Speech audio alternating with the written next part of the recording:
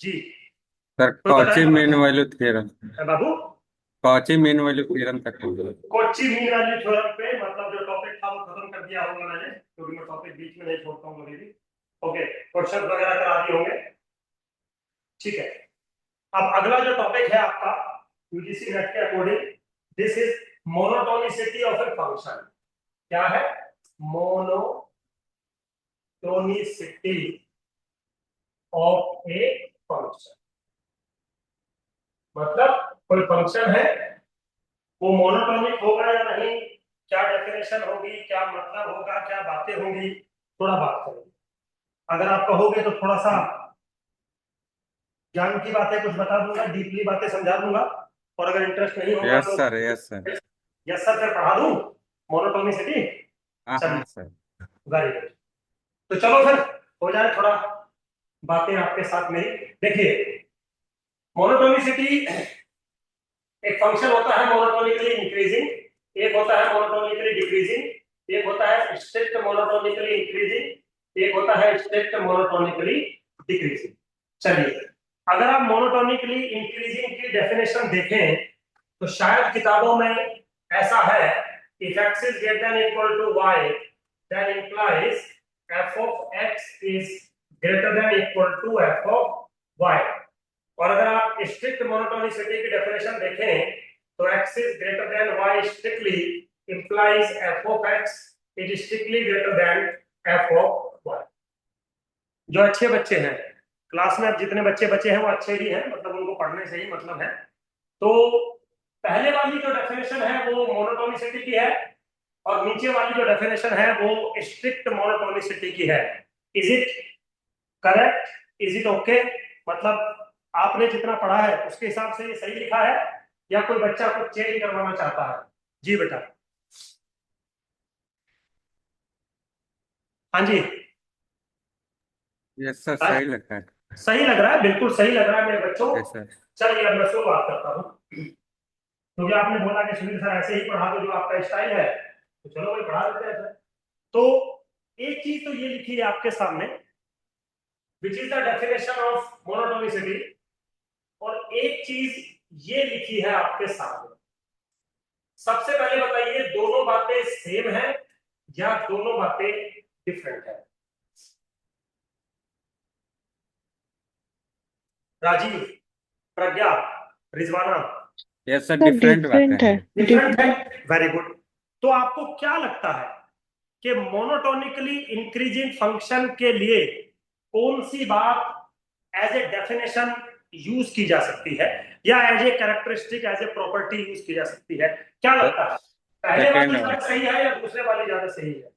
Second वाला। Second वाला है राजीव सही। Yes sir. वेरी गुड मेरे बच्चे, लगता है मेरे प्यार का असर तेरे ऊपर हो रहा है।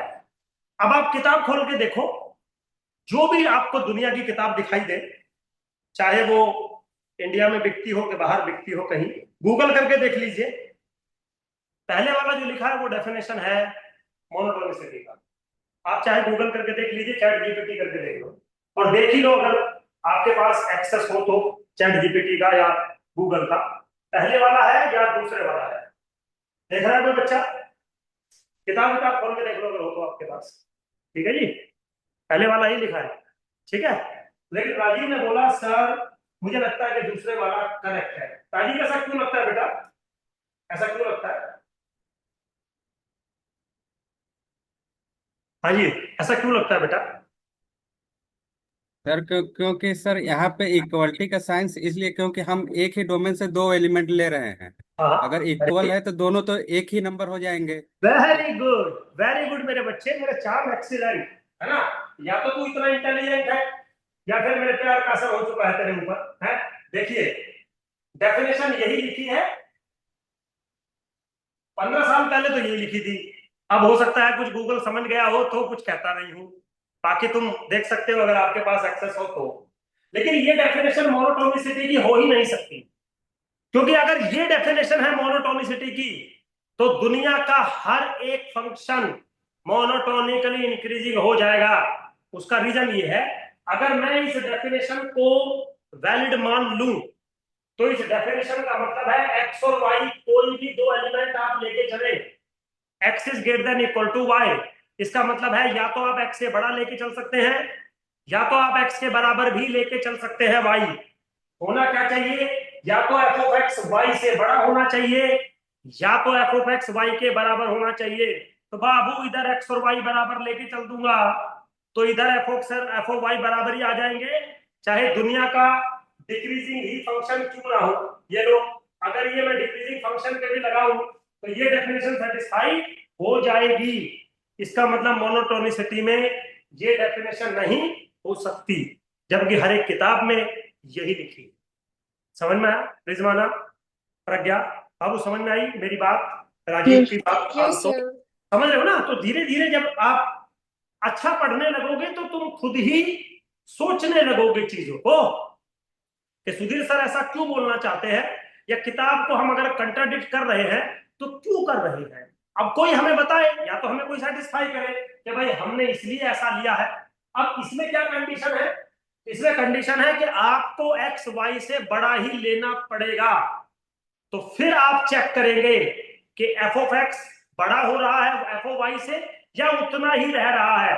अगर उतना ही रह रहा है तो जो कर्वेचर बनेगा वो पैरेलल टू एक्स एक्सिस बनेगा, और बढ़ रहा है तो इंक्रीजिंग ऑर्डर में जाएगा।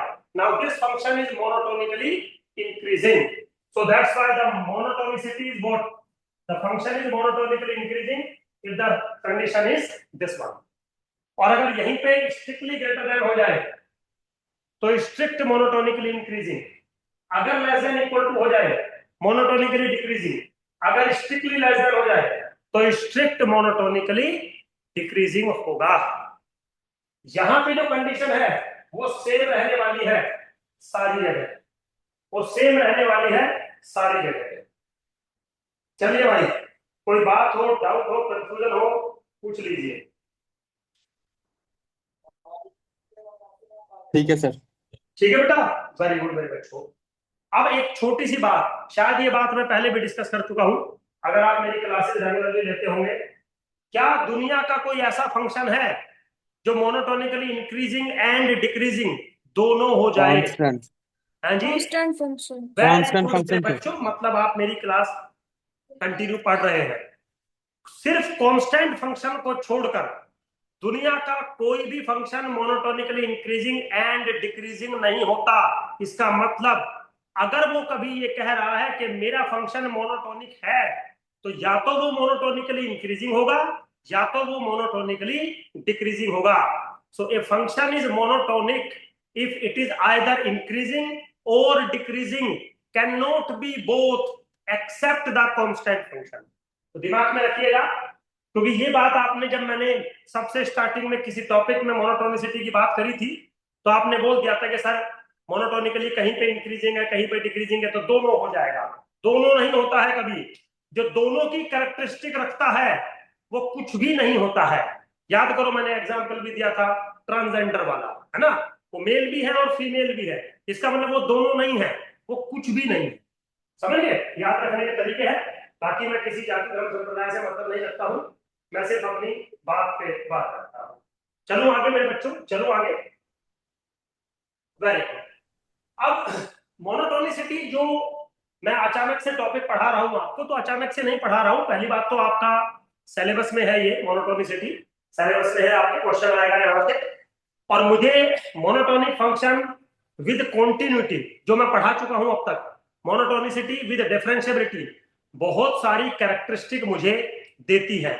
स्पेशली ऑप्टिमाइजेशन यानी कि मैक्सिमा और मिनिमा, और फंक्शंस में हम कुछ काम करें या ना करें लेकिन ऑप्टिमाइजेशन जरूर करते हैं, उसके लिए ये टॉपिक आपको पढ़ाया जा रहा है। अब मैं ये कह रहा हूं बच्चों, शायद आपने कभी पढ़ा होगा जीवन में, मोनोटोनिसिटी का जो संबंध है वो हम डेरिवेटिव ऑफ द फंक्शन के साथ ही करते हैं। लेकिन ये जो आपके सामने चार बातें लिखी हैं, ये क्या है, मोनोटोनिकली इंक्रीजिंग, ये क्या है, स्ट्रिक्ट मोनोटोनिकली इंक्रीजिंग, ये क्या है, मोनोटोनिकली डिक्रीजिंग, ये क्या है, स्ट्रिक्ट मोनोटोनिकली डिक्रीजिंग। ये जो चार बातें हैं इनको हम डेरिवेटिव के रेस्पेक्ट में भी रिप्रेजेंट करते हैं, लेकिन उसके लिए फंक्शन डिफरेंशिएबल होना चाहिए। तो मैंने मान लिया कि मेरा फंक्शन डिफरेंशिएबल है। ठीक है बेटा, तो अब एक चीज आपके साथ डिस्कस करना चाहता हूं, F dot is monotonically increasing, है ना। अब अगर ये मैं कह रहा हूं कि मोनोटोनिकली इंक्रीजिंग, तो मोनोटोनिसिटी किसी पॉइंट पे नहीं होती, पूरे डोमेन पे होती है, समझ गए। जैसे डिफरेंशिएबिलिटी, कॉन्टिन्यूटी, लिमिट किसी पॉइंट पे होती है, ऐसे ही मोनोटोनिसिटी किसी पॉइंट पे नहीं होती, किस पे होती है, पूरे डोमेन पे होती है। तो अगर मैं कह रहा हूं कि F dot is monotonically increasing, तो मतलब मैं पूरे डोमेन की बात कर रहा हूं। तो मेरा एक सवाल है आपसे, और देखता हूं कौन अच्छा जवाब देता है। अगर एक फंक्शन मोनोटोनिकली इंक्रीजिंग है, दिस इंप्लाइज उसका डेरिवेटिव हर एक पॉइंट पर ग्रेटर देन इक्वल टू 0 होगा for all x belongs to domain, या फिर कन्वर्स इज ट्रू, या फिर बोथ वे इज ट्रू, या we can't say. What is the relationship between monotonicity and the derivative of the function? What is the relationship between this one and this one? हाँ दीदी, हाँ बताओ, class ले रहा था, बोलो। हाँ क्यों, क्या हुआ? अरे नहीं नहीं, बात बताओ ना। खाना दे दी 10, अरे ठीक है, मुझे क्या हो जाएगा, आप इतनी, आपको क्या लगता है कि मैं इतनी इतनी बातों से टेंशन लूंगा फिर? अरे दीदी आप इतनी टेंशन ना लिया करो, ये थोड़ा ये हो जाता है, मैं हाँ, मैं अब जाऊंगा हाँ खाना खाने के लिए। तो हाँ पापा दूसरे वाले किसी पे है, उसका काम निपट जाएगा, 2 या 3 दिन में निपट जाएगा, उस फिर फ्री सा हो जाऊंगा। हाँ, मैं सोच रहा हूँ मम्मी को लेके आने की, मेरा बच्चों का 21 तारीख में एग्जाम है ना, तो 21 के बाद ही जाऊंगा, 21 के बाद ही जाऊंगा, तो लेके आऊंगा, मुझे 1-2 काम और भी है वहाँ पे, तो मैं सारे काम एक ही बार निपटा कर चलूंगा। चलो ठीक है, ठीक है।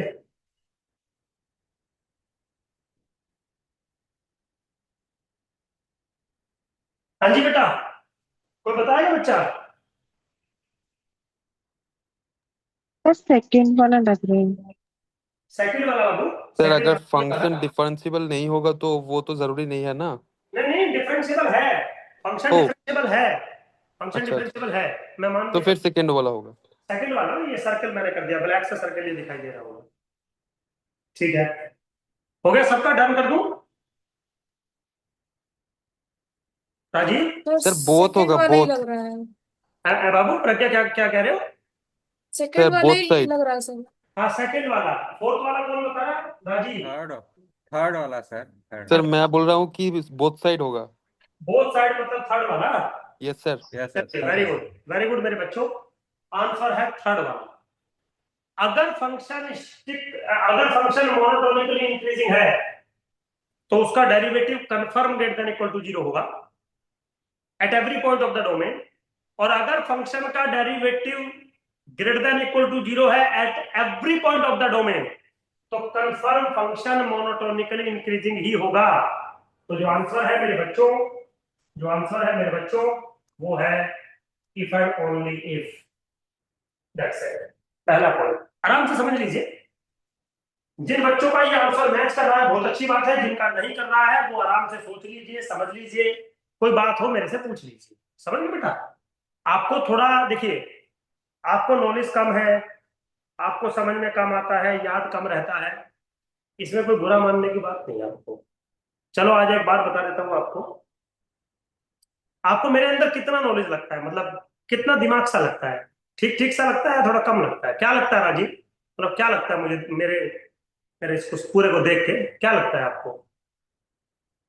सर इसमें बहुत ठीक है? लगता है, बहुत बहुत ठीक। ठीक। चलो मैं एक सच्चाई बता देता हूँ। एमएससी तक जब हमने पहली एमएससी करी, मैंने पहली एमएससी मैथमेटिक्स में है मेरी, फिर स्टैटिस्टिक्स में है, फिर एमए इकोनॉमिक्स में है, फिर एमएससी ओआर में है, तो 4 सब्जेक्ट में मेरा एमएससी है। तो जो पहले वाला मेरा एमएससी था, असली तो वही था, बाकी तो फिर चलता रहता है। गर्लफ्रेंड तो पहले वाली होती है ना, गर्लफ्रेंड तो पहले वाली होती है ना, वो बाद में तो फिर ठीक है, चलो समझ लीजिए बात को। तो जो पहले वाला मेरा एमएससी था, अपनी क्लास में 22 बच्चे थे हम, 22, सबसे फिसड्डी, सबसे बैक बेंचर, वो बच्चा जिसको सबसे कम समझ में आता होगा वो मैं था। समझ गए? एक मिनट बेटा, एक मिनट मेरे बच्चों। हाँ बेटा, हाँ जी बाबू, बिल्कुल रखवाना है खाना। क्या बनाया खाने में? चलो ठीक है, इसको बोलता रोटी मत रखना, रोटी रोटी थोड़ी वैसी हो जाती है खराब सी। चावल रख के चला जाएगा। ठीक ठीक। हाँ जी। तो क्लास में सबसे फिसड्डी स्टूडेंट मैं था। अब राजीव को यकीन नहीं हो रहा होगा, है, और वो कौन है मेरा बच्चा, एकदम शॉक हो जाता है मेरी गर्लफ्रेंड का नाम सुनते ही। रिंतु है शायद, है, एकदम है सुधीर सर कितनी है ऐसा। यस चलो सर, खैर, यकीन तो नहीं हो रहा है। है यस यकीन नहीं सर। हो रहा है, यकीन नहीं हो रहा है, लेकिन मैं झूठ क्यों बोलूंगा तुमसे भाई? आदमी तो अपनी तारीफ करेगा ना। हम अपनी क्लास के टॉपर थे, हमने ये किया। बाबू हम सबसे फिसड्डी थे, समझ गए? फिसड्डी का मतलब था नहीं था उतना दिमाग, बचपन से नहीं थी पढ़ाई की वो सिचुएशन जो दुनिया की रही होगी। आज तो आपको पता है I am a perfect tailor. Tailor समझते हो, जो कपड़े सिलता है, समझ गए ना? तो हमारे यहाँ कपड़े, नाई, धोबी हमारी कास्ट के नहीं होते, जाट नहीं होते। कभी आपने टेलर किसी जाट को देखा है? नेवर, पॉसिबल ही नहीं है, समझ गए ना?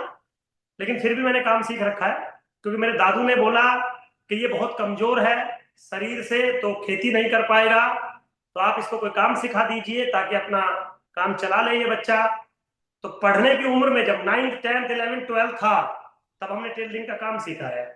फिर पता नहीं क्या हुआ, एमएससी में चले गए कहीं पढ़ने के लिए, सबसे फिसड्डी रहे। लेकिन फिर कुछ बातें ऐसी हो गई जो दिल को छू गई, और फिर हमने पढ़ना शुरू कर दिया, और आज हम यहाँ पहुंच गए। समझिए आप बात को। तो जिन बच्चों के अंदर दिमाग कम है, जिनका आईक्यू कम है, वो थोड़ा जवाब नहीं दे पाते हैं सही, सोचते बहुत है लेकिन जवाब गलत हो जाता है, तो बाबू घबराने की जरूरत नहीं है। आपके सर भी ऐसे ही थे, आज तक कोई सही जवाब नहीं दिया होगा हमने अपने टीचर को। आज हम बहुत ऊपर है। ये बहुत ऊपर इसलिए क्योंकि हम दिन रात फिर मेहनत करते रहे। तो आप अगर दिन रात मेहनत करोगे तो आप बहुत ऊपर तक पहुंचोगे। बस मेरा कंसर्न ये था, बाकी मुझे अपने वो पूरे जीवन की व्याथा बताने की जरूरत नहीं है आपको, तो आप समझिए। तो राजीव को भी यकीन नहीं हो रहा है कि सुधीर सर आप फिसलती रहे होंगे। राजीव, मेरे जीवन में आज तक शायद 1-2 एमएससी में बनी होगी फर्स्ट डिवीजन। मैं थ्रू आउट सेकंड डिवीजन हूँ, कभी फर्स्ट डिवीजन नहीं बनी मेरी। समझ में आया? समझ में आया बेटा? तो ऐसा नहीं है कि मेरी फर्स्ट डिवीजन नहीं बनी, मैं बैक बेंचर था।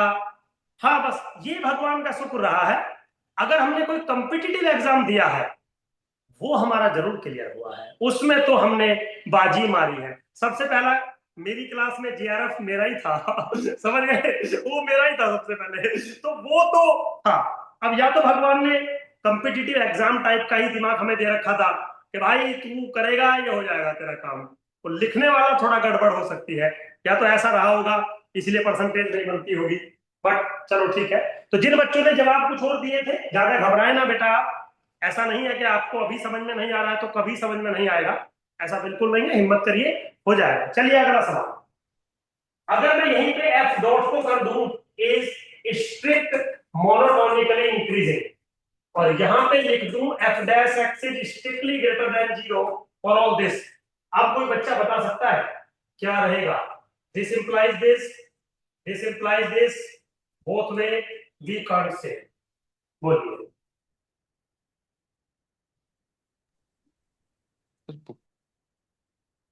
हाँ जी बेटा बोलिए। जो बच्चा इस सवाल का सही जवाब दे देगा, आपका एग्जाम निकलने के 60% चांसेस हो जाएंगे अभी। आपके एग्जाम निकलने के 60% चांस हो जाएंगे अभी। बोलिए। Sir both side.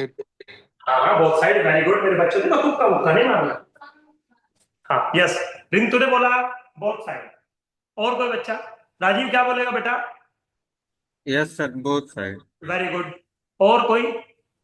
कौन कौन बातें करता है मेरे से? प्रज्ञा, आप क्या बोलोगे बेटा? रिजवाना है, रिजवाना भी है, बोलो बेटा। both sides. Both side, very good मेरे बच्चों। और कोई बच्चा?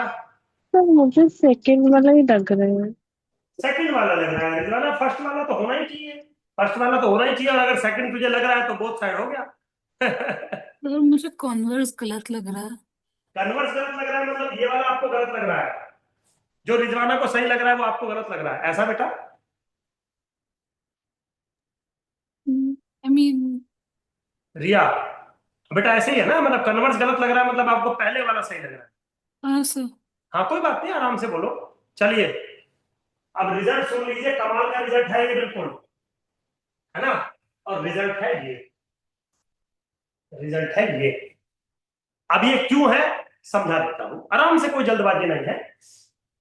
देखिए बच्चों, वो कह रहा है कि अगर मैं क्लेम कर रहा हूं, अगर मान लो आप ये भी क्लेम करते, सपोज ये क्लेम करते आप, है ना, आराम से समझेंगे, तो इसका मतलब वो होता कि अगर आपका फंक्शन स्ट्रिक्टली मोनोटोनिकली इंक्रीजिंग है तो उसका डेरिवेटिव हर पॉइंट पर पॉजिटिव होगा। एम आई राइट? इसका यही मतलब होता, यस और नो? हाँ सर। Very good. हाँ कोई बात नहीं, हाँ कोई बात नहीं है। अब एक फंक्शन ले लो, f of x is equal to x की क्यूब, ले लिया? Yes, sir. ले लिया सर। अब ये फंक्शन स्ट्रिक्टली मोनोटोनिकली इंक्रीजिंग है, बट इसका derivative at zero is equal to zero. समझ गए? इसका मतलब जो फंक्शन है वो स्ट्रिक्टली मोनोटोनिकली इंक्रीजिंग तो है, बट उसका derivative strictly greater than zero नहीं है। इसका मतलब this way is not true. So the converse is true, means अगर डेरिवेटिव हर पॉइंट पर पॉजिटिव है तो कभी भी फंक्शन कांस्टेंट हो ही नहीं सकता। इसका मतलब स्ट्रिक्टली इंक्रीजिंग होगा। So the answer is this one. अब आराम से समझ लीजिए, कोई डाउट हो पूछ लीजिए। तो मोनोटोनिसिटी मेरे बच्चों इसीलिए पढ़ाई गई है आपको, प्रॉपर टॉपिक आपके सिलेबस में लिखा है, मोनोटोनिसिटी ऑफ द फंक्शन। और ये चीजें एग्जाम में आपको देखने को मिलेंगी, सुन लेना, डायरेक्ट मिलेंगी। और मैं बस ये चाहता हूं कि अगर ये चीजें एग्जाम में मिले तो मेरा बच्चा ना तो कंफ्यूज हो और ना गलती करके आए, क्योंकि हर चीज समझाने की कोशिश कर रहा हूं। चलो बेटा आगे, चलो आगे। हाँ सर। चलिए तो फिर छोटा छोटा चेंज कर दो, इसको कर दो मोनोटोनिकली डिक्रीजिंग, और यहां कर दो लेस देन इक्वल टू, इसको कर दो स्ट्रिक्ट मोनोटोनिकली डिक्रीजिंग, और यहां कर दो लेस देन। बात कर रहा हूं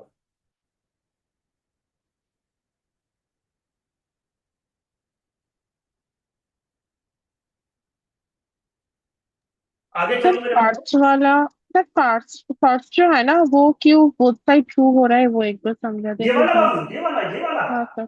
हाँ सर। हाँ हाँ, ये वाला ले लो, ये वाला ले लो। देखिए सबसे पहले तो क्या हुआ कि f of x is monotonically increasing if and only if f dash x is greater than equal to 0 for all x belongs to the domain, जो भी डोमेन रहा होगा। तो अगर फंक्शन मोनोटोनिकली इंक्रीजिंग है तो इसका मतलब है या तो वो इंक्रीज करेगा और या तो वो कांस्टेंट रहेगा। अगर वो कांस्टेंट रहेगा तो रेट ऑफ चेंज जीरो हो जाएगा, मतलब डेरिवेटिव जीरो हो जाएगा। और अगर वो इंक्रीज करेगा तो रेट ऑफ चेंज पॉजिटिव रहेगा, मतलब डेरिवेटिव पॉजिटिव रह जाएगा। तो अगर मोनोटोनिकली इंक्रीजिंग है तो डेरिवेटिव या तो पॉजिटिव और या तो जीरो। तो यहां से यहां पहुंच गए, क्लियर? ये अब अगर यहां से यहां आओगे आप एक सेकंड में, अगर डेरिवेटिव जीरो तो फंक्शन कांस्टेंट, और अगर फंक्शन कांस्टेंट तो फंक्शन इज मोनोटोनिकली इंक्रीजिंग। हाँ या ना? ठीक है। हाँ सर अब समझ और गए। अगर डेरिवेटिव पॉजिटिव तो rate of change increasing. Rate of change increasing तभी होगा जब फंक्शन की वैल्यू इंक्रीज करेगी, तो फंक्शन की वैल्यू इंक्रीजिंग। हो गया काम। ये दूसरे वाला भी हो जाता है इफ एंड ओनली अगर मेरे पास एक काउंटर एग्जांपल ना होता, तो इसीलिए वो काउंटर एग्जांपल साथ में दिया है मैंने। चलो आगे। हाँ सर। चलिए तो अगला बात, अब एक छोटा सा टॉपिक है, इसमें डेफिनेशन क्लियर हो गई होगी आपको। टॉपिक है प्रॉपर्टीज ऑफ मोनोटोनिक फंक्शन। ठीक है बेटा, बिल्कुल प्यार से आराम से पूछूंगा सवाल, जवाब दीजिएगा। मान लो एक फंक्शन है f जिसका डोमेन है क्लोज इंटरवल ए बी, और जिसका कोडोमेन भी क्लोज इंटरवल ए बी है। या चलो ए बी ना लो, आप इसका कोडोमेन ले लो रियल नंबर। एक फंक्शन है जो किसी क्लोज इंटरवल पर डिफाइंड है, इसका कोडोमेन है कोई भी रियल नंबर, है ना जी। कोई भी रियल नंबर तो गलत हो सकता है मामला। बाहों में तेरी मस्ती तेरी मस्ती कैसे। चलो एक सेकंड देखेंगे इसको भी, ईबी से ईबी कर लेते हैं, है ना। एक फंक्शन है जिसका डोमेन है A be close interval and this function F is strictly monotonically increasing या फिर स्ट्रिक्ट मोनोटोनिकली डिक्रीजिंग। ठीक है जी। मेरा एक सवाल है, क्या इन एफ इनवर्स हमेशा एग्जिस्ट करेगा, यस और नो?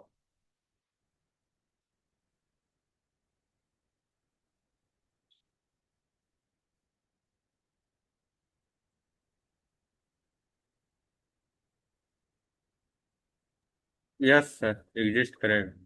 है ना, एग्जिस्ट करेगा।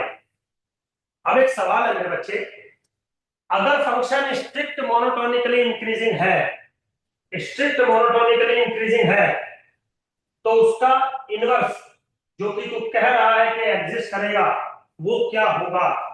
स्ट्रिक्ट मोनोटोनिकली इंक्रीजिंग होगा या उसकी डायरेक्शन रिवर्स हो जाएगी? रिवर्स हो जाएगी सर। Very good. कौन बच्चा बोला है रिवर्स हो जाएगी? मेरे बच्चे, नाम नहीं पढ़ पाया आपका। अरे कोई तो बोला होगा। हाँ जी, कौन बच्चा बोला था? क्योंकि नई आवाज थी बिल्कुल। चलिए मैं कोई तो बात नहीं है बेटा। अच्छा चलिए, तो मेरे बच्चों ऐसा मुझे भी लगता है कि रिवर्स हो जाएगा, लेकिन होगा नहीं। लेकिन होगा नहीं, डायरेक्शन सेम रहेगी। स्ट्रिक्ट मोनोटोनिकली इंक्रीजिंग है तो स्ट्रिक्ट मोनोटोनिकली इंक्रीजिंग ही रहेगा, और स्ट्रिक्ट मोनोटोनिकली डिक्रीजिंग है तो स्ट्रिक्ट मोनोटोनिकली डिक्रीजिंग ही रहेगा। ठीक है जी बेटा, क्लियर हो गया? सर ये इनवर्स वाला केवल स्ट्रिक्टली मोनोटोनिकली इंक्रीजिंग और स्ट्रिक्टली मोनोटोनिकली डिक्रीजिंग के लिए ट्रू होगा। यस यस, उसका रीजन है मेरे बच्चे, अगर मान लीजिए फंक्शन मोनोटोनिक हो गया, तो अगर फंक्शन मोनोटोनिक होगा तो वो ऐसे चला जाएगा, ऐसे चला जाएगा। तो जब आप इनवर्स लेके जाओगे तो ये सारी वैल्यूज एक पॉइंट पर मैप कर जाएंगी, जबकि इन्वर्टेबल होने के लिए 1 1 होना जरूरी है।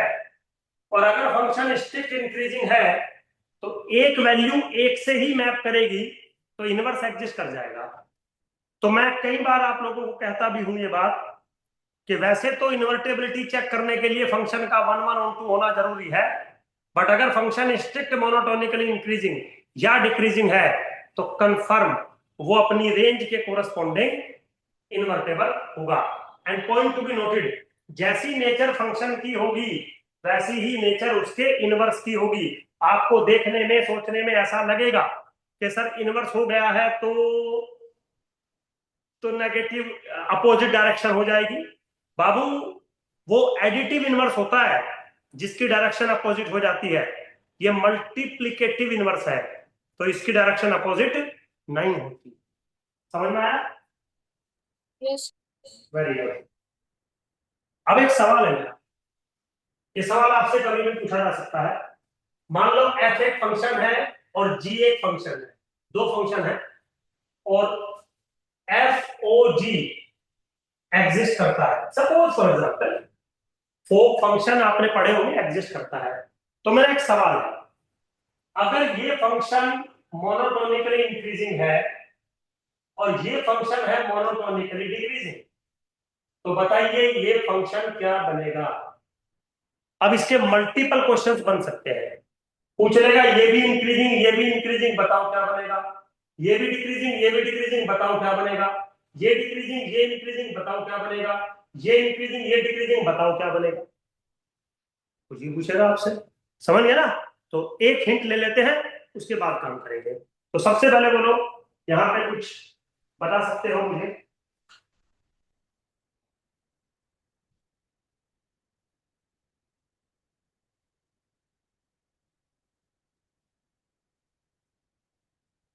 हाँ जी बेटा,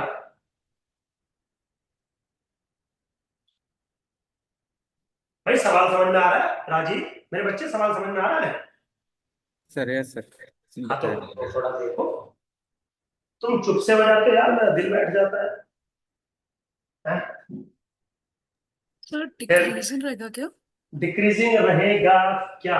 वेरी गुड मेरे बच्चे, एक्सीलेंट। डिक्रीजिंग रहेगा, कैसे पता लगा? सर अगर x1 is less than x2 then g of x1 will be less than g of x2. Very good, मतलब बहुत सारे तरीके हैं इसके। सबसे आसान तरीका बता देता हूं, मतलब मान लीजिए एक सेकंड के लिए फंक्शन डिफरेंशिएबल है, सपोज फॉर एग्जांपल, है ना? तो आपको ये पता है कि अगर f और g दोनों डिफरेंशिएबल हैं, आप जो कह रहे हो बेटा वो बिल्कुल ठीक है, मैं उस पे डिनाई नहीं कर रहा हूं। अगर f और g दोनों डिफरेंशिएबल हैं तो फोक फंक्शन भी डिफरेंशिएबल होगा, ये रूल है। अब अगर ये चीज मोनोटोनिकली इंक्रीजिंग है तो f dash x confirm greater than equal to 0 और g dash x confirm less than equal to 0। अब आपने फंक्शन बनाया ये, इसका डेरिवेटिव करो, इसका डेरिवेटिव आएगा f dash gx into g dash x, समझ गए? अब ये क्या है? पॉजिटिव, ये क्या है? नेगेटिव। मल्टीपल करोगे तो नेगेटिव, इसका मतलब डिक्रीजिंग, समझ गए? तो अब एक गुरु मंत्र सुन लीजिए, अगर दोनों मोनोटोनिकली इंक्रीजिंग है या दोनों मोनोटोनिकली डिक्रीजिंग है तो फोक फंक्शन गो फंक्शन दोनों इंक्रीजिंग होंगे। अगर एक इंक्रीजिंग है एक डिक्रीजिंग है, कोई भी इंक्रीजिंग हो कोई भी डिक्रीजिंग हो, go function fog function decreasing होंगे। मतलब if two functions are monotonic in same direction either increasing or decreasing, then composition must be increasing. If the two functions are monotonic in opposite direction, then composition is monotonically decreasing. तो अगर दोनों increasing है या दोनों decreasing है तो composition increasing. एक increasing है दूसरा डिक्रीजिंग है, एक डिक्रीजिंग है दूसरा इंक्रीजिंग है, तो कंपोजिशन इज डिक्रीजिंग। अब आप जैसे मर्जी कर लो, रिजल्ट सेम आएगा।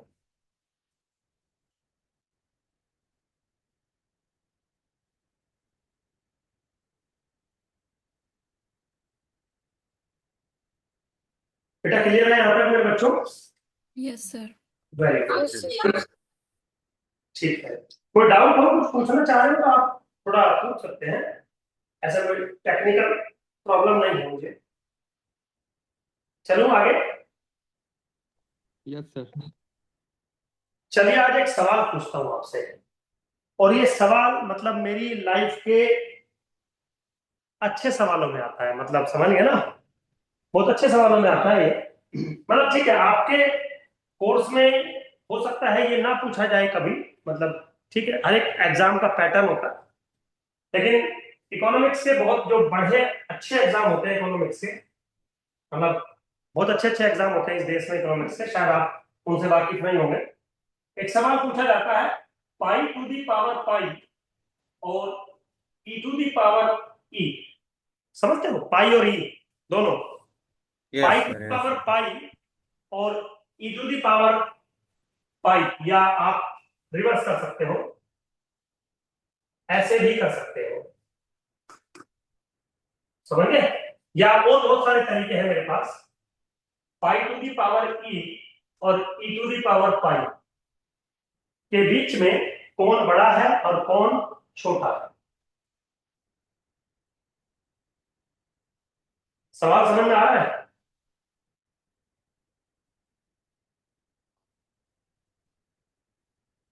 हाँ जी बेटा, सवाल समझ में आ रहा है? मतलब इसके बहुत सारे ऑप्शंस हैं, यस सर। बहुत सारे तरीके हैं। चलो मैं एक सिंपल सा ले लेता हूँ, पाई टू दी पावर पाई और ई टू दी पावर ई के बीच में क्या रिलेशन है?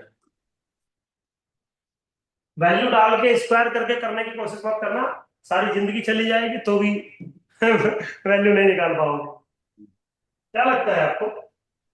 राजीव, मस्त सवाल है कि वैसे ही फर्जी सवाल है?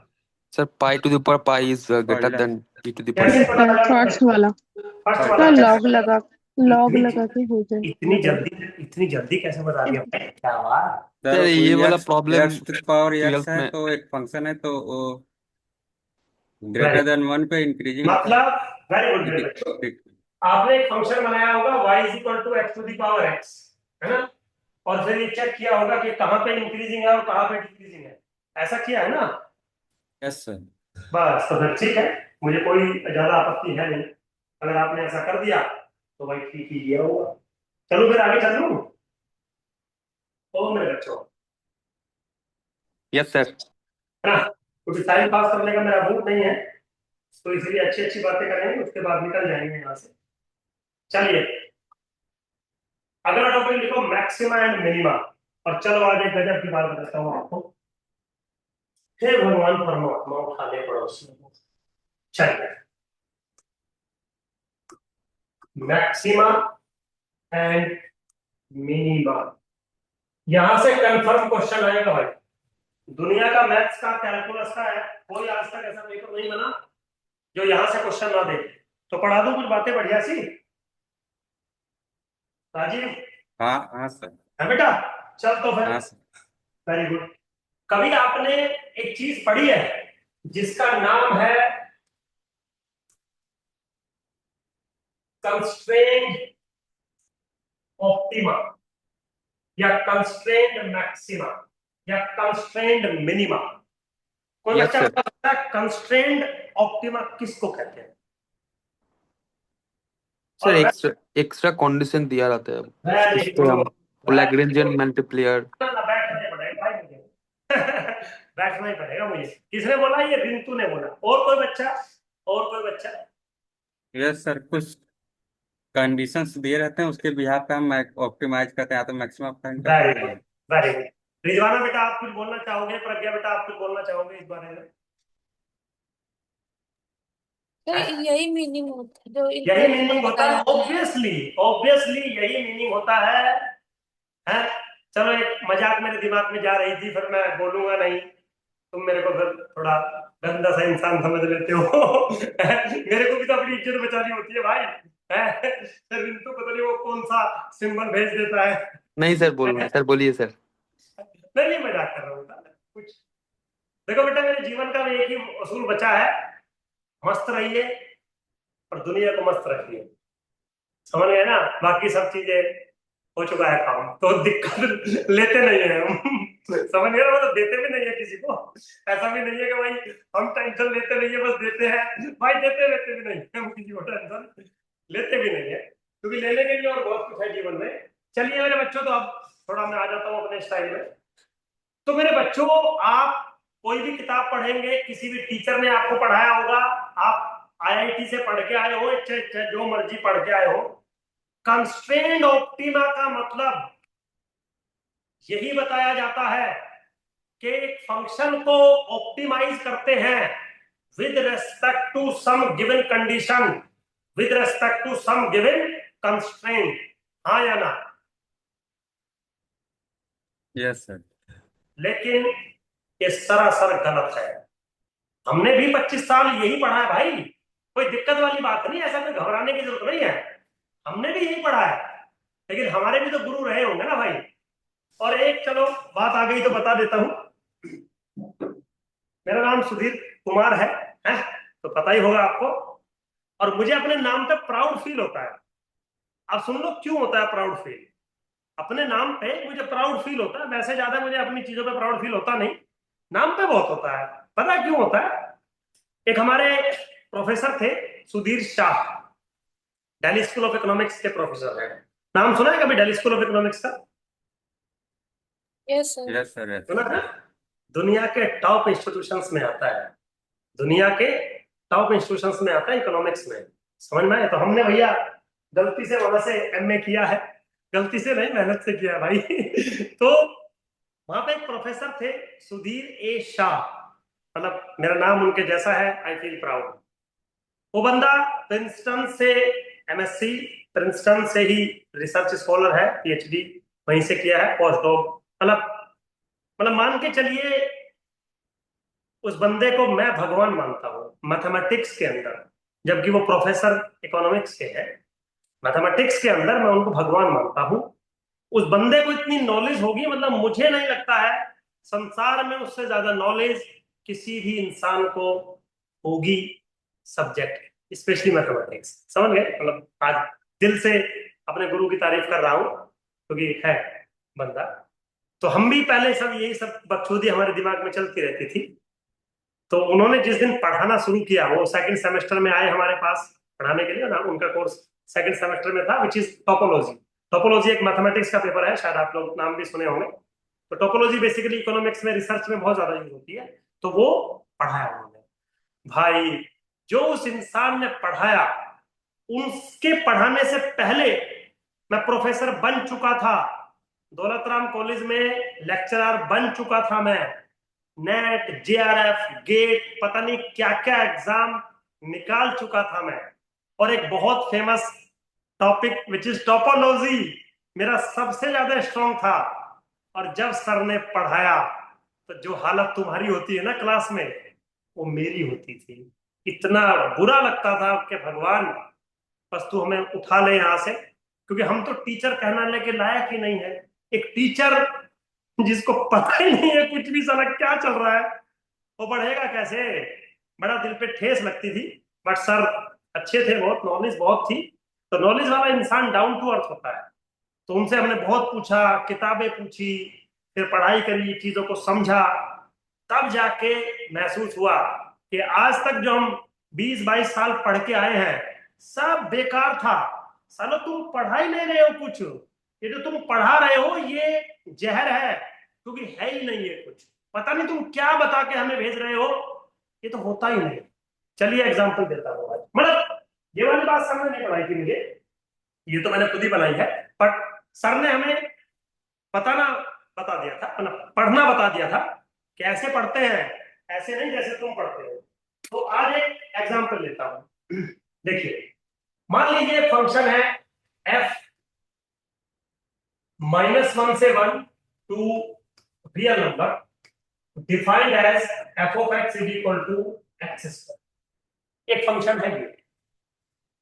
एक फंक्शन मैंने आपके सामने लिखा, I define a function f r से लेके r पे such that f of x is equal to x square where x lies between -1 to।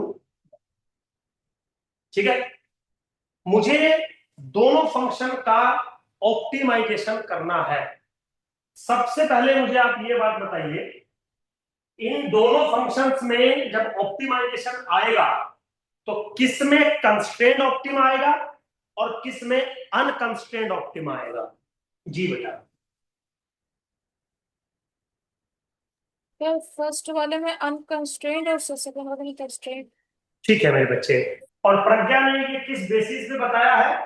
प्रज्ञा ने ये इस बेसिस पे बताया है। ठीक है बेटा, इसी बेसिस पे बताया बाबू। Yes sir.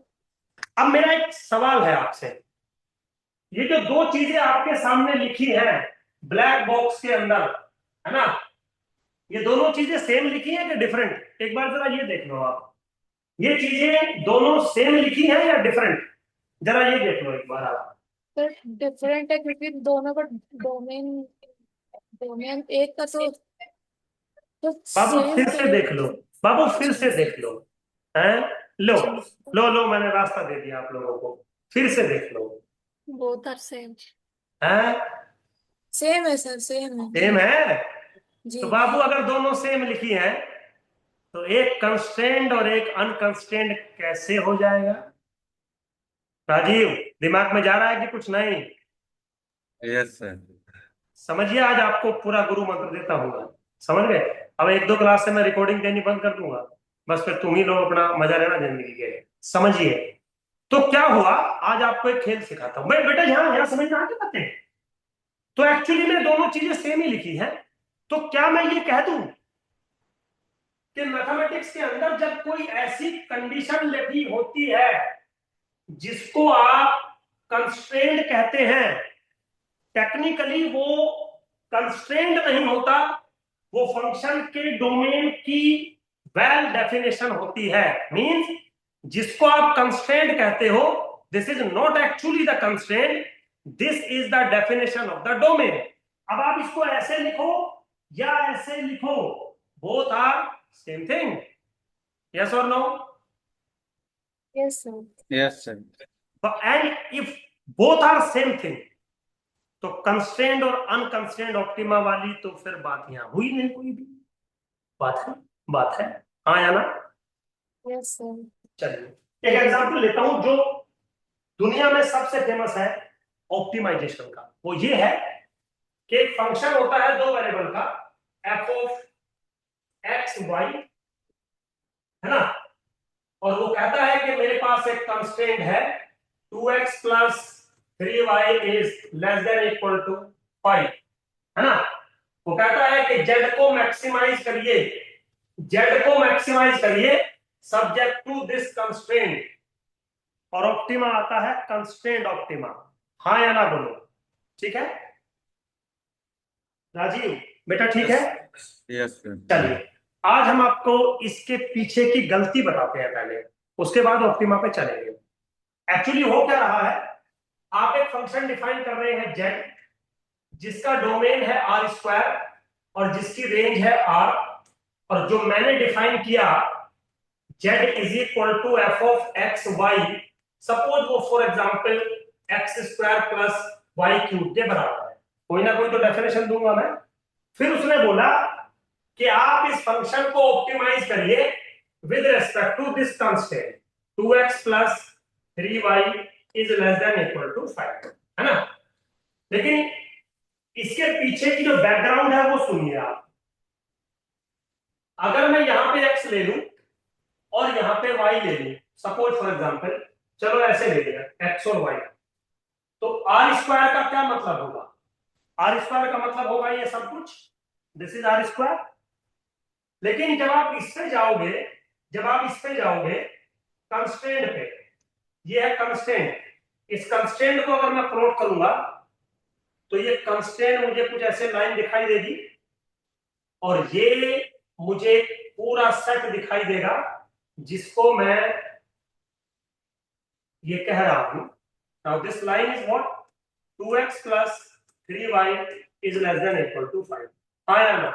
राजीव बेटा समझ में आ रही है बात? ये बात समझ में आ रही है? Yes sir. ठीक है बेटा? सर एक्स और वाई ग्रेटर देन जीरो इसमें। हाँ, एक्स और वाई ग्रेटर देन 0 ले लेते हैं, चलो। और मान लो आप नहीं भी लेना चाहते, ये ले ए, ये ले ए, ये ले, नीचे ले ले इसको। अब ठीक है, यस और नो? ठीक है। अब आप गौर से देखो, ये जो कंस्ट्रेंट है वो क्या काम कर रहा है?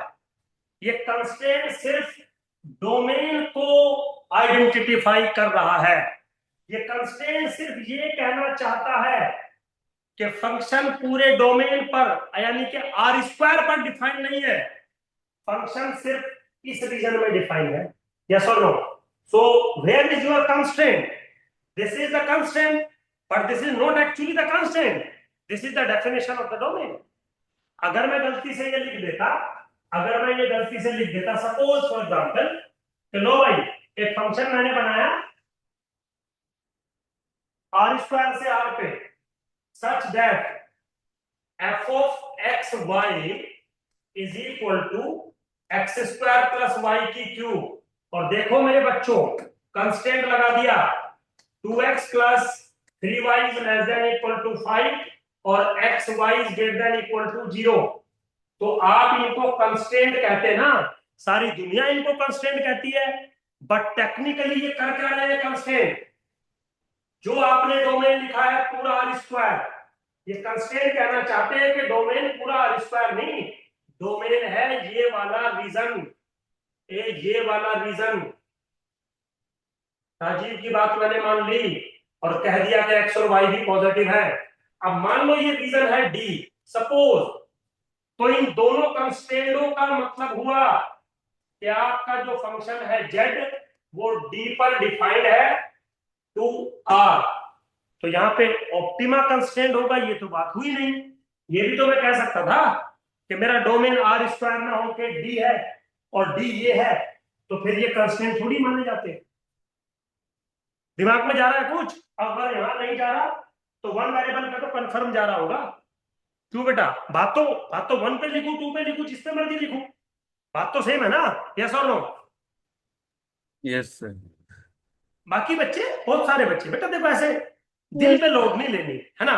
समझ में आ रहा है तो बोलो, नहीं समझ में आ रहा है तो मैं किसी और तरीके से समझाऊं, लेकिन समझना पड़ेगा। अगर सुधीर सर ने बोल दिया कि कंस्ट्रेंट का मतलब ये है, तो कंस्ट्रेंट का मतलब यही है, फिर चाहे किसी किताब में जो मर्जी लिखा हो। नहीं तो सुधीर सर बोलते नहीं, ये मुझे अपनी अच्छी आदत लगती है, बेकार की बकचोदी नहीं करता मैं बिल्कुल भी, मैं बोलता ही नहीं हूं। फिर भाई ठीक है, होगा, देख लेना बेटा, किताब देख लेना, समझ गया ना?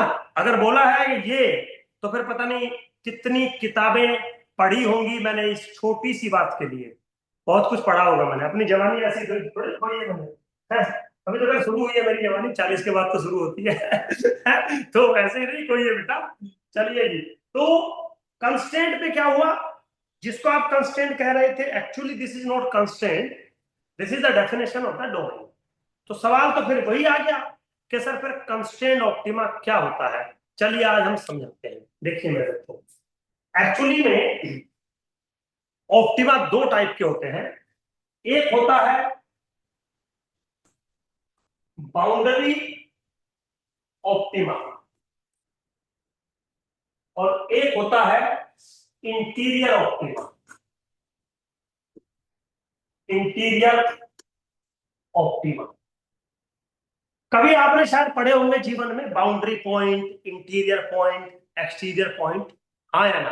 पढ़े हैं कभी यस जीवन में? सर। Yes sir. तो एक्सटीरियर पॉइंट पे तो बात ही नहीं कर सकते, क्योंकि एक्सटीरियर पॉइंट तो डोमेन से बाहर होता है। अब डोमेन से बाहर होगा तो मैं ऑप्टिमा उस पे कंसीडर कर ही नहीं सकता। भाई मान लो किसी ने बोला कि सुधीर सर कैटरीना कैफ मस्त लगती है? कैटरीना कैफ मेरे को बिल्कुल एक पैसे की नहीं लगती भाई। क्यों? बाबू कैटरीना कैफ अगर गर्लफ्रेंड बन भी गई तो बजट से बाहर है। मतलब जितना 15 सालों में कमाया है, 6-7 महीने में सारा उड़ा देगी, तो जीवन तो नरक बन जाएगा उसके बाद। तो मेरे लिए कैटरीना अच्छी नहीं, अच्छी गर्लफ्रेंड नहीं है मेरे लिए कैटरीना। क्यों? क्योंकि डोमेन से बाहर है, बजट से बाहर है। बाकी कोई नॉर्मल स्ट्रगलिंग एक्टर होगी तो ठीक है, और उतना कमा रखा है कि वो 10-20 साल चल जाएगा, समझ गए? तो कौन है? कैटरीना कैफ बहुत सुंदर है, लेकिन सुधीर सर वो ऑप्टिमम नहीं है आपके लिए। तो ऑप्टिमा मतलब सिर्फ ऑप्टिमा नहीं होता, वो ऑप्टिमा तभी माना जाता है जब वो डोमेन में हो। और डोमेन में दो ही पॉइंट हो सकते हैं, या तो बाउंड्री या तो इंटीरियर। एक्सटीरियर पॉइंट कभी डोमेन में नहीं। दिमाग में गया कुछ? दिमाग में गया कुछ, हाँ या ना? Yes sir. अब सुन लीजिए बात, वेरी गुड। अगर आपका ऑप्टिमा बाउंड्री पर है, मतलब आपका ऑप्टिमा डोमेन में तो होना ही है, लेकिन डोमेन में दो टाइप के पॉइंट होते हैं, बाउंड्री और इंटीरियर। अगर आपका ऑप्टिमा बाउंड्री पॉइंट है तो this is called constrained optima. Constrained optima. और अगर आपका ऑप्टिमा इंटीरियर पॉइंट है, this is called unconstrained optima. जीवन में कभी सोचा भी नहीं होगा आपने ये बात। अब ऐसा क्यों है वो भी सुन लीजिए।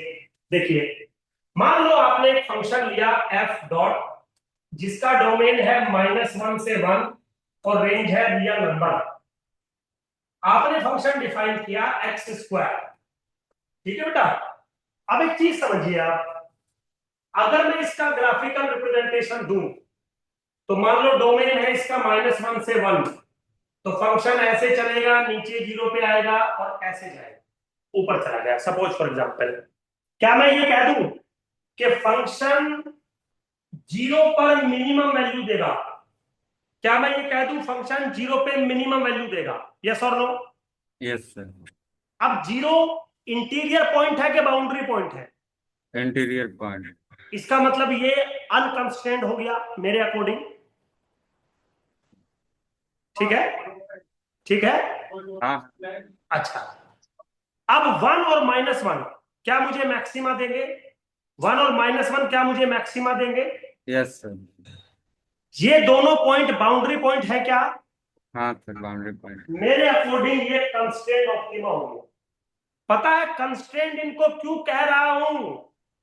क्योंकि जीरो ऐसा पॉइंट है, ऐसा ऑप्टिमम है, मैं जिसके दोनों तरफ मूव कर सकता हूं। I am not restricted at one side of the zero, I am moving through the zero either in left side or right side.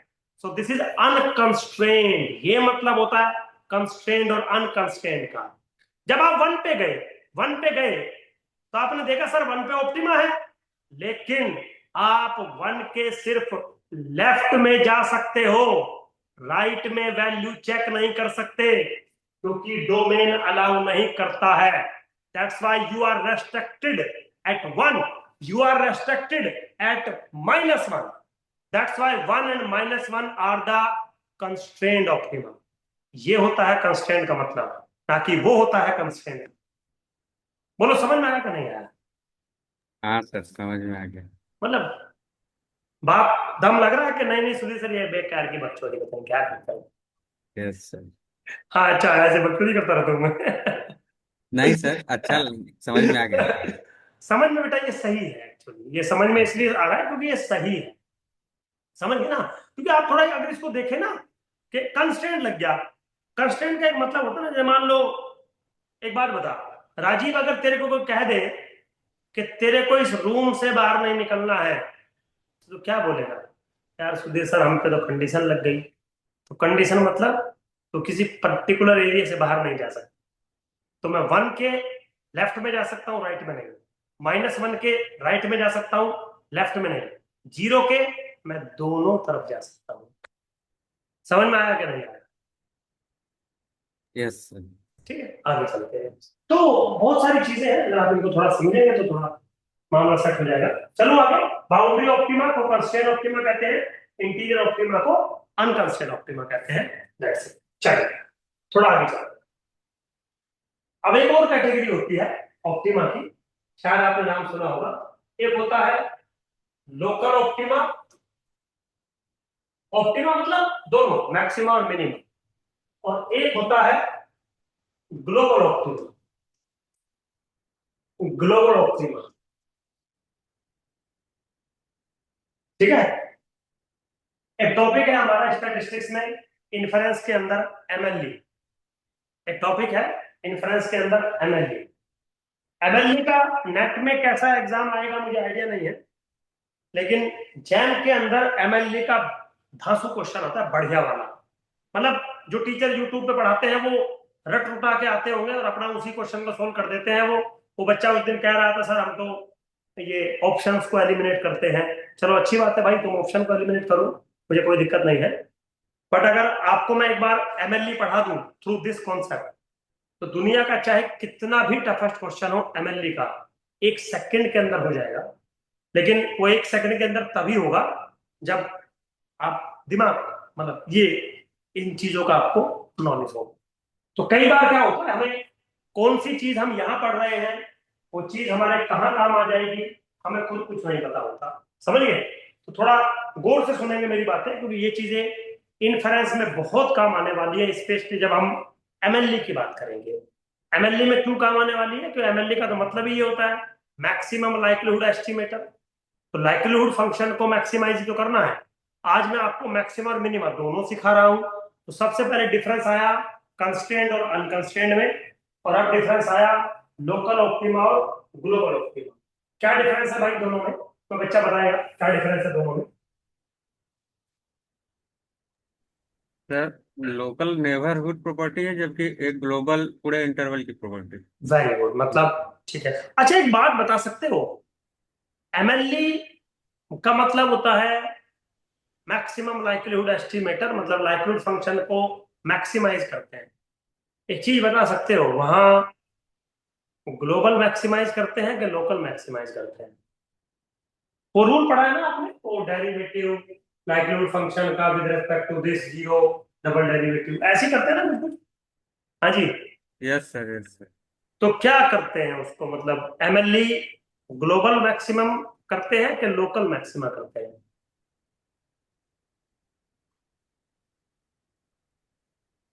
चलिए एक चीज आज आपको बता देता हूं।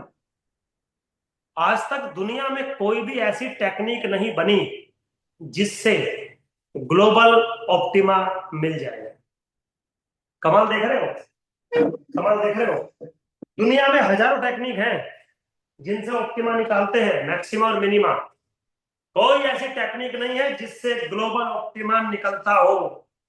सिर्फ एक थ्योरम है ऐसी जिसका नाम है वेस्टास, जो ये कहती है कि ग्लोबल मैक्सिमा और ग्लोबल मिनिमा कंफर्म एग्जिस्ट करेगा, लेकिन क्या होगा, कैसे कैलकुलेट होगा, ये वो नहीं बताती। दुनिया में कोई ऐसी टेक्निक नहीं है जो ग्लोबल ऑप्टिमा देती। अब सवाल आपके दिमाग में चल रहा होगा कि सुधीर सर, अगर कोई टेक्निक ही नहीं है ऐसी जो ग्लोबल ऑप्टिमा देती हो, तो आप ग्लोबल ऑप्टिमा निकालेंगे कैसे? चलिए निकालेंगे, लेकिन दुनिया की जितनी भी टेक्निक आज तक हमने पढ़ी, सबसे पहले तो यही पढ़ी है ना आपने, वो derivative put it equal to zero, double derivative, negative, positive, बहुत सारी ऐसी पढ़ी होंगी आपने। सबकी सब लोकल ऑप्टिमा देती है। There is no technique exist in mathematics which give us the global optima. Are you with me और नॉट? मतलब कभी सोचा ऐसा है, किसी ने बताया या दिमाग लगाया कुछ, क्या नहीं? Rajeev, yes sir. है बेटा, थोड़ा समझिए। अब सुधीर सर कुर्सी पे बैठ के ऐसा क्यों कह रहे हैं, तो दिमाग में जा रहा होगा, और सुधीर सर ने कहा है तो सुधीर सर प्रूफ तो कर दोगे आप इस चीज को। ये तो हम मान गए आपकी बात है। तो चलिए आज कुछ बातें करते हैं। सबसे पहले तो मुझे बताइए लोकल ऑप्टिमा का डेफिनेशन। और बच्चे ने बिल्कुल बहुत अच्छी बात बोली, सर लोकल ऑप्टिमा एक लोकल प्रॉपर्टी है, मतलब नेबरहुड प्रॉपर्टी है, और ग्लोबल ऑप्टिमा मतलब एक डोमेन प्रॉपर्टी है, पूरे सेट का प्रॉपर्टी है। तो क्या कह रहा है वो? मान लो एक फंक्शन है आपके पास f, जिसका डोमेन है मान लो सपोज कोई a, और जिसका कोडोमेन है मान लो कोई b या रियल नंबर डजन। वो क्या कह रहा है कि x0 which is belongs to a, point to be noted, चाहे लोकल ऑप्टिमा हो, ग्लोबल ऑप्टिमा हो, कंस्ट्रेंट ऑप्टिमा हो, अनकंस्ट्रेंट ऑप्टिमा हो, ऑप्टिमा तभी माना जाता है जब वो पॉइंट आपके डोमेन में होता है। कई बार ऐसा फंसोगे कि वो डोमेन में नहीं होगा, ये बात है। अभी बता दूंगा एक किस्सा इसके ऊपर भी। यस सर, एमएलई जब हम कैलकुलेट करते हैं तो उसमें भी कभी कभी आ जाता है कुछ। यस, अब इसी पे चल, जब तूने जिक्र कर ही लिया तो किस्सा सुना देता हूं। नाम नहीं लूंगा उन टीचर्स का। एक टीचर थे दिल्ली यूनिवर्सिटी में, अब तो रिटायर हो गए, और इन्फ्लुएंस उनका बहुत अच्छा है, मतलब बहुत अच्छा है। हिंदुस्तान में अगर किसी ऐसे टीचर की बात करी जाए तो मैं उनका कहूंगा कि उनका इन्फ्लुएंस बहुत अच्छा है, मतलब तकड़ा है। मतलब मुझे अपना इन्फ्लुएंस बहुत अच्छा लगता है, बट उनका मुझे अच्छा लगता है कि हाँ, एक तो मेरे से सीनियर है तो वैसे भी रेस्पेक्ट करनी चाहिए इंसान को। तो एक सवाल आया आईआईटी में, लगभग 2011 या 12 का सवाल था, मुझे एग्जैक्टली अब याद नहीं है किस ईयर का था, तो बहुत पुरानी बातें हैं। तो सवाल में क्या दिक्कत हुई, सवाल सिर्फ एक ही नंबर का था, वो ज्यादा बहुत तूफानी सवाल नहीं था शायद, मुझे ईयर एग्जैक्टली याद नहीं आ रहा। तो उस सवाल का आंसर अगर हम स्टैटिस्टिकल पॉइंट ऑफ व्यू से देखें तो कुछ और था, और मैथमेटिकल पॉइंट ऑफ व्यू से देखें तो कुछ और था। मतलब सर का आंसर प्योर स्टैटिस्टिकल था, क्योंकि सर प्योर स्टैट्स के थे। अब मैं मैथ्स और स्टैट्स में दोनों का हूं, तो मेरे को दोनों लगाने पड़ते हैं। तो जब मैं दोनों लगा रहा था तो मैथ्स जीत रहा था, और जब सर स्टैट्स लगा रहे थे तो वो स्टैट्स लगा रहे थे। तो लगभग 4 साल हम दोनों का डिस्कशन चला उस एक नंबर के एक क्वेश्चन को लेके। अब वो एक नंबर का एक क्वेश्चन नहीं था, वो पूरा ज्ञान का भंडार था कि देखो सर, अगर आप जीत गए, आपने मुझे कन्विंस कर लिया, समझ गए, तो फिर थ्योरी ऐसे नहीं ऐसे वर्क करेगी। और अगर मैं जीत गया, मैंने आपको कन्विंस कर लिया, तो फिर थ्योरी ऐसे नहीं वर्क करेगी, जो मैं बोल रहा हूं फिर वो वैसे वर्क करेगी। दो में से एक काम होगा। तो बाबू 4 साल लगे, और जीता कौन? सुधीर सर। मतलब भगवान मुझे हरा देता, ऐसे नहीं हरा था, टीचर है मेरे, मतलब मेरे से बड़े हैं, सीनियर है मेरे से। तो मैथमेटिक्स में और स्टैटिस्टिक्स में बस यही डिफरेंस है। जो स्टैटिस्टिक्स कह रहा है वो कुछ और हो सकता है। अब आईआईटी है तो आईआईटी सवाल अच्छा पूछती है, उसने वो पॉइंट ही डोमेन से हटा दिया जो स्टैटिस्टिकली आ रहा था। अब राजीव क्या बोलेगा, सर अगर वो पॉइंट डोमेन में है ही नहीं तो आप उसको ऑप्टिमा कह ही नहीं सकते। इसका मतलब कल को कैटरीना कैफ मुझे आके बोले सुधीर बाबू आई लव यू, तो राजीव तुझे क्या लगता है मैं क्या बोलूंगा उसको, आई लव यू टू बोलूंगा या क्या बोलूंगा, क्या लगता है तुझे, क्या लगता है बेटा? राजीव कुछ तो बता दे, मैंने अपना नाम लिया है तेरा नहीं लिया है, तेरे को तो नहीं बोलेगी वो। है बेटा, क्या बोलना चाहिए मुझे, आई लव यू टू बोल दूं, क्या बोलना चाहिए? नहीं सर, नहीं बोलना चाहिए। क्यों नहीं बोलना चाहिए तुझे? मतलब वो अपनी भाभी तेरे को अच्छी नहीं लगेगी, मतलब थोड़ा ऐसे मतलब सुंदर नहीं लगती तेरे को वो, और मेरे साथ चलती हुई अच्छी नहीं लगेगी है? क्यों नहीं बोलना नहीं चाहिए? सर, आपके पास 5-6 महीने में दिक्कत हो जाएगी इसलिए। बस अब राजीव बात पकड़ गया कि सुधीर सर वो आपके बजट से बाहर है, आपके बजट से बाहर है, खूबसूरत है, सब कुछ है, ऑप्टिमम वैल्यू देगी, उससे अच्छी आपको नहीं मिल सकती, लेकिन गुरुजी बजट से बाहर है। बजट मतलब डोमेन से बाहर है। तो कई बार स्टैटिस्टिक्स में जब हम एमएलई निकालते हैं मीन आ जाता है, सैंपल मीन आ जाता है, लेकिन जो सैंपल मीन की वैल्यू है वो पैरामीट्रिक स्पेस यानी कि लाइक्लीहुड फंक्शन के डोमेन में होता ही नहीं है। तो एमएलई होते हुए भी उसको आप एमएलई कंसीडर नहीं कर सकते, क्योंकि ऑप्टिमा चाहे कोई भी हो सबसे पहले यही कंडीशन लिखी होती है कि उसका डोमेन में होना जरूरी है। समझ में आया बेटा? मतलब 4 साल हम गवा चुके हैं, आप चिंता ना करो, आपको 1 सेकंड नहीं गवा दी है, वो 4 साल में हम डिस्कस कर चुके हैं, लेकिन वो हमारा काम था, बस मैंने नाम नहीं लिया सर का क्योंकि अच्छा नहीं लगता मुझे। तो x follow x0 belongs to the A such that f of x0 is greater than equal to f of x for all x belongs to x0 minus epsilon और x0 plus epsilon। अब इसको गौर से समझिए, ये क्या कह रहा है कि अगर आपके पास एक पॉइंट है x0 जो डोमेन में बिलोंग करता है, उस पर फंक्शन की value greater than equal to है f of x से, where x belongs to in the neighborhood at x0, मतलब x0 के लोकल एरिया में, लोकल एरिया मतलब लोकल नेबरहुड में फंक्शन की वैल्यू सबसे ज्यादा है, तो f of x0 will give us the maximum value, the larger value, the largest value in their corresponding small neighborhood। small neighborhood कौन है? ये वाला। so that's why this is a local area at x0, so that's why x0 is local maximum, local maximum। जैसे for example मान लीजिए अगर मैं graph सा बना दूं, मान लीजिए मैं अगर ग्राफ सा बना दूं, सपोज मेरे पास एक ऐसा ग्राफ है, ऐसा मेरे पास एक ग्राफ है ना? तो आप अगर गौर से देखेंगे इस पॉइंट पे लोकल मैक्सिमा है, इस पॉइंट पे भी लोकल मैक्सिमा है, इस पॉइंट पे भी लोकल मैक्सिमा है, हाँ या ना? लेकिन ये लोकल मैक्सिमा है, यस और नो? क्या किसी फंक्शन का मिनिमा मैक्सिमा से बड़ा हो सकता है? क्या किसी फंक्शन का मिनिमा उसके मैक्सिमा से बड़ा हो सकता है? राजीव क्या बोलेगा बेटा? नहीं सर, नहीं बात नहीं? अरे मेरे चांद, आज कर देते हैं, इधर आ जाइए, आज कर देते हैं। ये ले, राजीव ने ऐसे फंक्शन घुमाया, ऐसे फंक्शन घुमाया, ऐसे घुमाया और ऐसे लेके चला गया।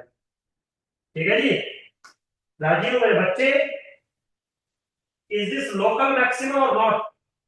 Yes. Is this local minimum और नॉट? आंसर है yes, and local minima value is greater than the local maximum. Check कर लीजिए, यस सर। पॉसिबल है सब कुछ, तो थोड़ा ज्ञान होना चाहिए आपको। आपके दिमाग में मैक्सिमम और मिनिमा आते ही ग्लोबल घूम जाता है, ग्लोबल नहीं, तेरे वाली तेरे नेबरहुड में स्मार्ट है, सबसे स्मार्ट नहीं, समझ गया? अब सबसे स्मार्ट तो कैटरीना कैफ ही है। चलिए मजाक कर रहा हूँ भाई, तेरे वाली सुन लेगी खामा खाई मेरी क्लास लगाएगी, नहीं मतलब मेरी तो नहीं लगाएगी, तेरी क्लास लगाएगी। सर तक ये बात कैसे पहुंची, समझ गया? चलिए, तो ये हो गया लोकल प्रॉपर्टी। तो लोकल मैक्सिमम मैंने इसको बोल दिया। अगर लोकल मिनिमम करोगे तो लेस देन इक्वल टू कर देना। अब बारी आती है global optimum. x0 belongs to A such that f of x0 is greater than equal to f of x for all x belongs to whole domain. Now this is called global max. This is called global max. तो global का मतलब होता है पूरे domain पे जो maximum value देगा। Now point to be noted, आज तक कोई टेक्निक नहीं बनी ऐसी जो ग्लोबल ऑप्टिमा दे सके। तो हम कैसे निकालते हैं ग्लोबल ऑप्टिमा? सबसे पहले हम निकालते हैं सारे लोकल ऑप्टिमा, ठीक है? तो सारे लोकल मैक्सिमा निकालेंगे, निकाल दिए जी। उनमें से जो सबसे बड़ी वैल्यू देगा that is considered as a global max. तो मतलब फिर हमने निकाला नहीं ना, कोई टेक्निक नहीं लगाई ना, ये तो हमने उन्हीं में से चूज कर लिया। तो अभी जो एग्जांपल दिया था आपके सामने, मान लो ये भी लोकल मैक्स है, ये भी लोकल मैक्स है, ये भी लोकल मैक्स है। सबसे ज्यादा वैल्यू किस पे मिल रही है? इस पे मिल रही है। तो this is what local as well as global. तो जितने भी लोकल ऑप्टिमा होते हैं उन सबको निकाला जाता है। उसके बाद सबकी वैल्यूज का कंपैरिजन होता है, जिसपे सबसे ज्यादा वैल्यू आती है that is considered as a global maximum, similarly global minimum. बोलो समझ में आया कि नहीं आया? हाँ जी बेटा। हाँ समझ में आया।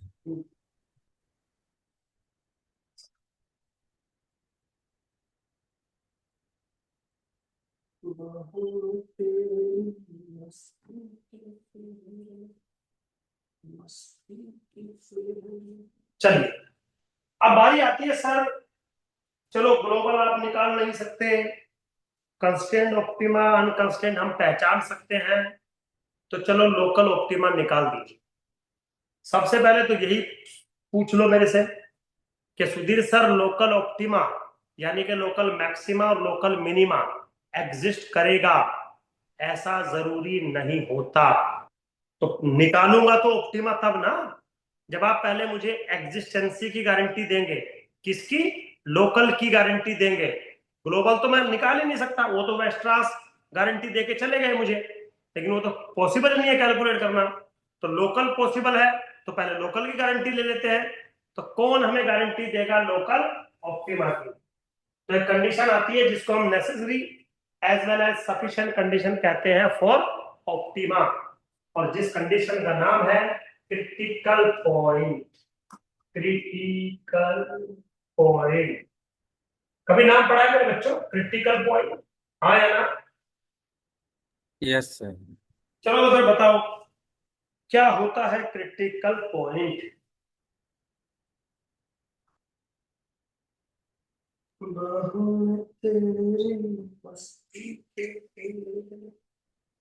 सर जिस जिस पॉइंट पे सर हमें ऑप्टिमा मिले उसे क्रिटिकल पॉइंट, जिस पॉइंट हम ना वो ना सभी पॉइंट जिस पर हमें ऑप्टिमा मिले, ना मैक्सिमा और मिनिमा। ठीक है बाबू, अगर इतना आसान होता तो मैं सवाल नहीं पूछता ना सर।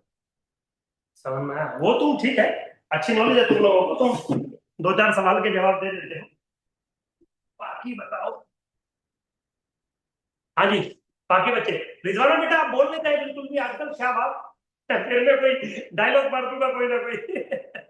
इससे अच्छा बोल ही लिया करो एक आध बार। सर आप जो पूछ रहे हैं मुझे सच में आता नहीं, इसीलिए मैं बस सुनती हूँ। ये आता है तुम्हें सब कुछ? बाप रे, क्या नहीं बात। नहीं नहीं आता, मतलब मुझे पता नहीं अच्छा, तो मैं नहीं मैं बेटा डर गया था, मैं अगर ये सब कुछ आता होगा तो मेरा तो कोचिंग बंद हो जाएगा अगली बार से। जो रिजवाना ही खड़ी को पढ़ा लेगी, बोलो सर मैं पढ़ा देती हूँ सब कुछ, कोई दिक्कत नहीं, आप घर बैठो आराम से। चलिए जी, मजाक कर रहा था। चलिए मेरे बच्चों, तो क्रिटिकल पॉइंट कोई और बच्चा बताएगा क्या होता है क्रिटिकल पॉइंट? अच्छा चलो छोड़ो, कैसे कैलकुलेट करते हैं ये बता दो, क्रिटिकल पॉइंट कैसे कैलकुलेट होता है? तो डिफरेंशिएट करके कैलकुलेट करते very good, differentiate put it equal to 0।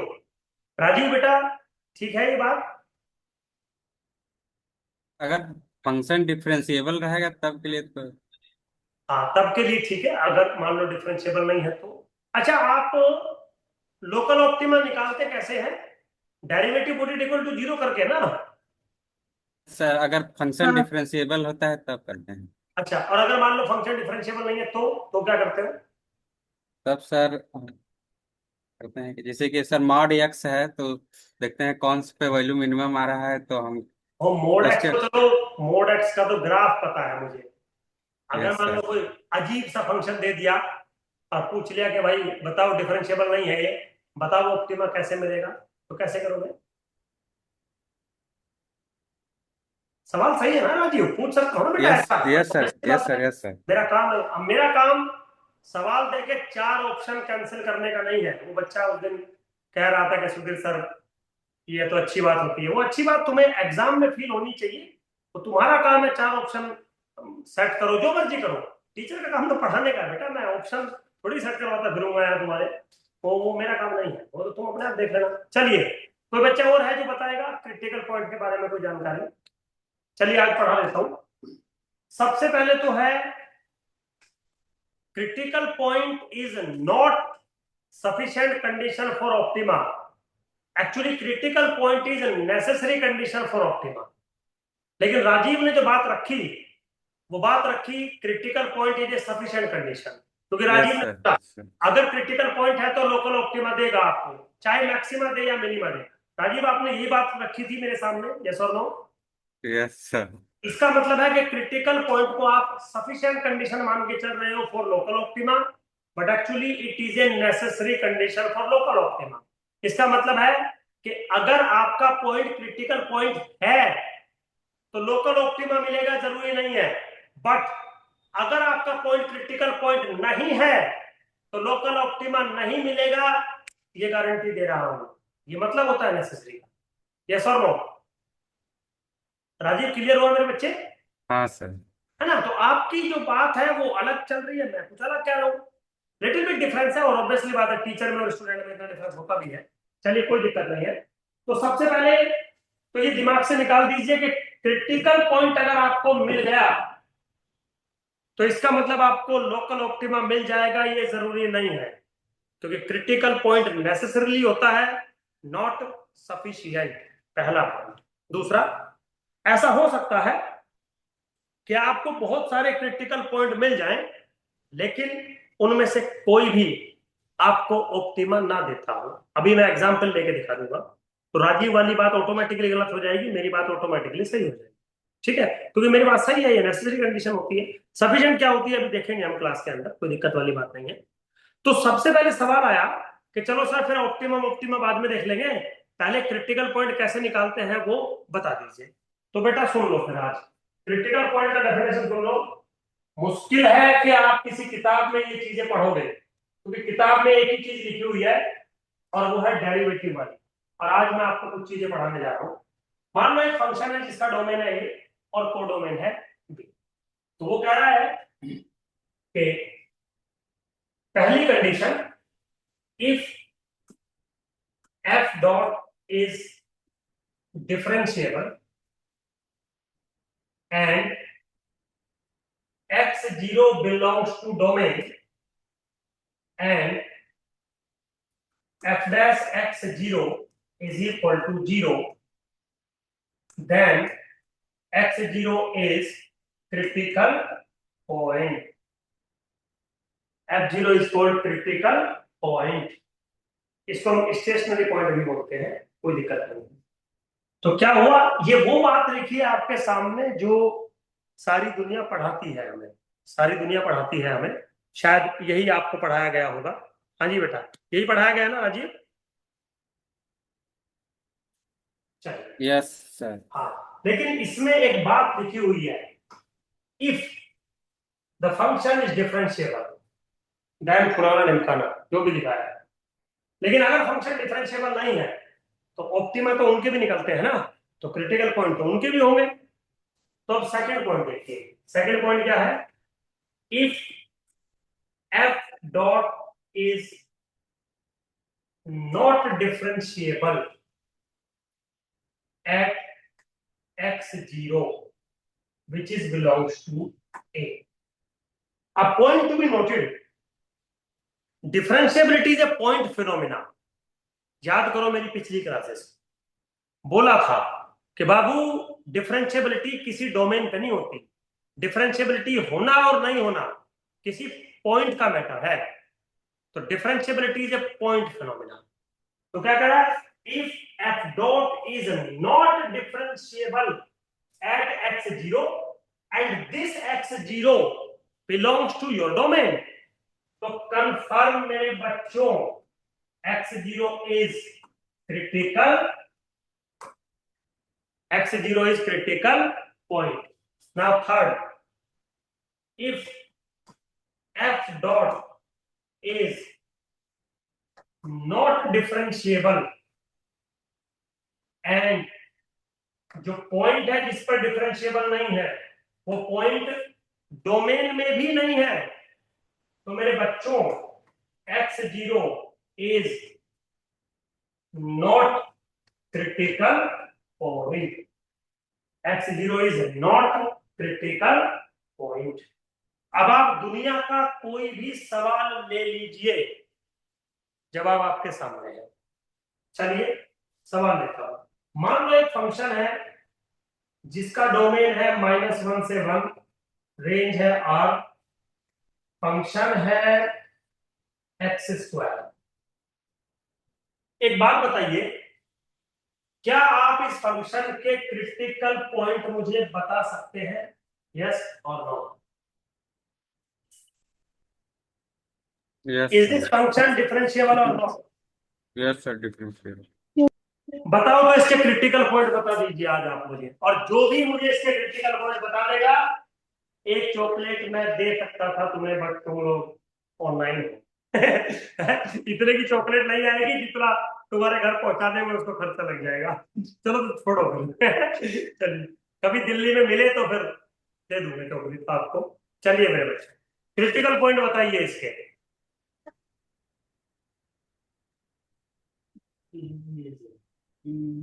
Rajiv बोल बेटा। सर 0 इसका क्रिटिकल पॉइंट है, 0 तो होगा सर। वेरी गुड, 0 बिल्कुल ठीक है, इसमें इतना टेंशन ले रहा है, तेरी चॉकलेट पक्की। कोई और बच्चा, कोई और बच्चा क्रिटिकल पॉइंट बताएगा क्या इसका?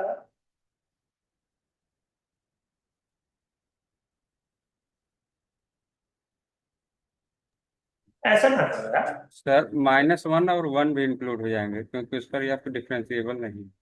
वेरी गुड मेरे बच्चे, एक्सीलेंट, मतलब तू चॉकलेट लेके ही मानेगा। चल ठीक है, तेरे को चॉकलेट दे देते हैं।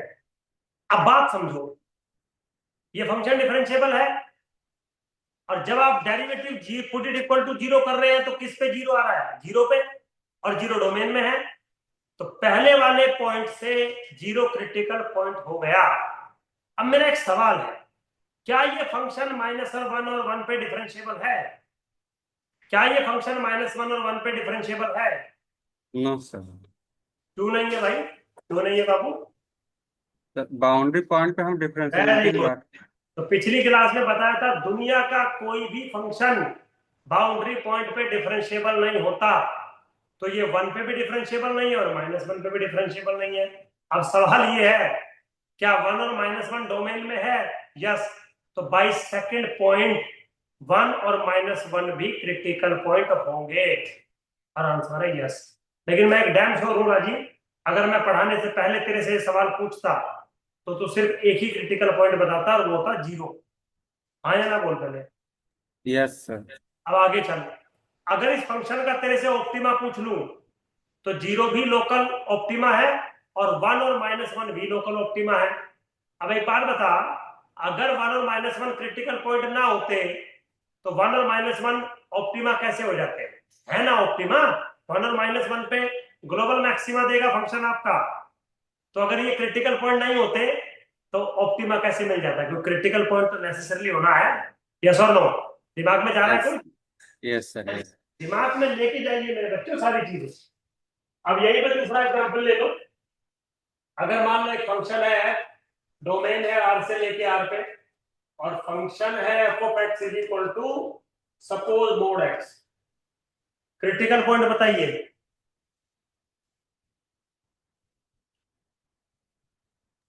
Critical x point equal to बताइए।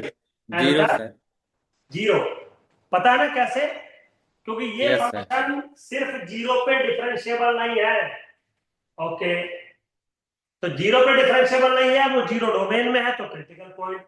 और जहां पर ये फंक्शन डिफरेंशिएबल है उन पे डेरिवेटिव कुछ इक्वल टू जीरो नहीं हो रहा, तो वहां से कुछ मिलेगा नहीं, तो सिर्फ जीरो मिला। तो चलो एक सवाल है, मेरा फेवरेट है। एक फंक्शन है F of x is equal to 1/x। इसके क्रिटिकल पॉइंट बताओ। इसके क्रिटिकल पॉइंट बताइए ओ बच्चों। 0 भगवान परमात्मा उठा ले, क्या कह रहा है? 0 सर। जीरो इसका क्रिटिकल पॉइंट है। फिर से सोच, फिर से देख, है? तू मुझे देख, वो रील नहीं आ रही आज, तू मुझे देख और गौर से देख, और तब देख पता नहीं क्या क्या वो बोलता रहता है। फिर से देख तू सवाल और क्रिटिकल पॉइंट बता। रिजवाना बेटा, अब तो समझ में आ रहा है? जैसे तुम बोल रहे हो कि सर पहले पढ़ा नहीं है, अब जब पढ़ा रहा हूं तो समझ में आ रहा है कि कुछ यार ऐसा लग रहा है कि सर आप बहुत यस तेज सर, पढ़ा रहे हैं बेटा? यस सर, आ रहा है आ समझ रहा में। है ना समझ? चलिए, तो राजीव बेटा इसका क्रिटिकल पॉइंट बताओ। Oh sir, 0 is not in the domain, so no critical point I think. Yes, अब बात गलती समझ में आई?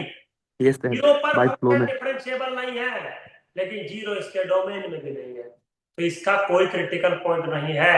इसीलिए 1/x का ना तो मैक्सिमा होता और ना तो मिनिमा होता।